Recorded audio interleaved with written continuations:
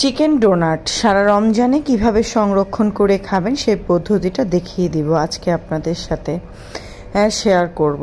আর এটা নামানোর আগে 10 থেকে 15 মিনিট আগে নামিয়ে রেখে তারপরে ভেজে নিলে ইফতারিতে আপনারা এটা খেতে পারবেন। তো আমি প্রথমে এখানে নিয়ে নিব 200 গ্রামের মতো চিকেন ব্রেস্ট পিস আমি নিয়েছি। তো তারপর এখানে নিয়ে নিব কিছু আলু, এটাকে আমি হালকা সেদ্ধ করে নিয়েছি, অর্ধেক সেদ্ধ করে নিয়েছি আলুটাকে 3 থেকে 4টার মতো। আর দিয়ে দিলাম কিছু পরিমাণ মতো পুদিনা পাতা। আর এখন দিয়ে দিলাম আমার ফ্রিজে ফ্রোজেন করা ছিল ক্যাপসিকাম, আপনারা যে কোনো ক্যাপসিকাম যে কোনো একটাও দিতে পারেন। তো আমার ফ্রোজেন করা ছিল বিধায় আমি ওখান থেকে ক্যাপসিকামগুলো দিয়েছি। তারপরে দিয়ে দিলাম কিছু পরিমাণে পেঁয়াজ কুচি আর পরিমাণ মতো 1 চামচের মতো কাঁচামরিচ কুচি, দিয়ে দিলাম 1 চা চামচের মতো আদা রসুন বাটা, দিয়ে দিলাম 1 চা চামচের মতো ধনে গুঁড়ো, 1 চা চামচের মতো জিরে গুঁড়ো। আর এখন দিয়ে দিব আধা চা চামচের মতো গোলমরিচ গুঁড়ো, কালো গোলমরিচ দিয়েছি। আপনারা চাইলে সাদা গোলমরিচও দিতে পারেন, আমার হাতের কাছে সাদা গোলমরিচ ছিল না তাই আমি কালো গোলমরিচ দিয়েছি। তারপর এখন দিয়ে দিব স্বাদ মতো লবণ, আর দিয়ে দিব এখন 2 টেবিল চামচের মতো চিনিটা এটা স্বাদটার ব্যালেন্সটাকে সুন্দর মতো করে আনবে, তাই এখানে 2 টেবিল চামচ চিনি অবশ্যই দিবেন।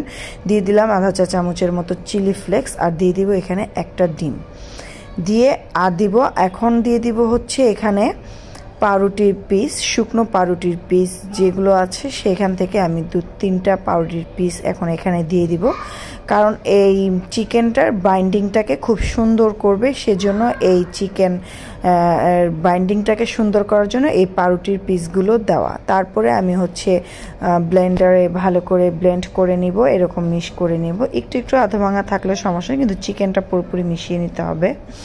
তারপরে এখন এখানে দিয়ে দিব কর্নফ্লাওয়ার, 3 থেকে 4 টেবিল চামচের মতো কর্নফ্লাওয়ার দিয়ে দিব আমি।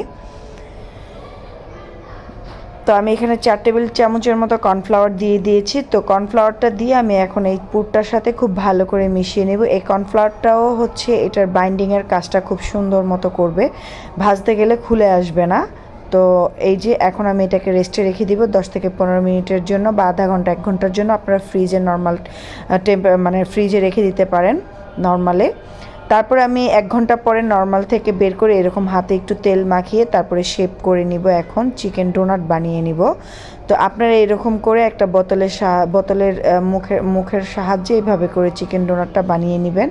তারপরে এখানে আমি 2টা ডিম ফিটিয়ে নিয়েছিলাম, তো এই ডিমের সাথে এখন আমি একটু চুবিয়ে নিব। আর এখানে আমি বাজার থেকে এই ক্রামটা কিনে এনেছি, ব্রেড ক্রাম, আমি ইয়েলো কালার ব্রেড ক্রাম কিনে এনেছি।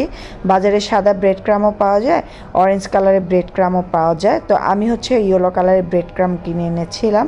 তারপরে এখানে আমি এখন ব্রেড ক্রাম দিয়ে তারপরে এইভাবে করে কোট করে নিব। আর প্রত্যেকটা কোট করা হয়ে গেছে আমার, এখন আমি এগুলো সবগুলো ডিপ করে ফেলবো। ডিপ থেকে আমি 2 থেকে 3 ঘন্টা পরে ডিপ ফ্রিজ থেকে নামিয়েছি, এরকম হয়ে গেছে। আপনারা যদি ভালো লেগে থাকে আমার ভিডিওটা অবশ্যই লাইক কমেন্ট শেয়ার করতে ভুলবেন না, আপনাদের একটা লাইক একটা কমেন্ট আমার জন্য অনেক কিছু। যাই হোক, তারপরে এখানে এরকম করে একটা জিপলক ব্যাগ বা এয়ারটাইট বক্সে আপনারা রেখে সারা রোজার মাস সংরক্ষণ করতে পারবেন, এবং ইফতারের তে আপনারা এটা খেতে পারবেন, বাচ্চাদের টিফিনেও দিতে পারবেন।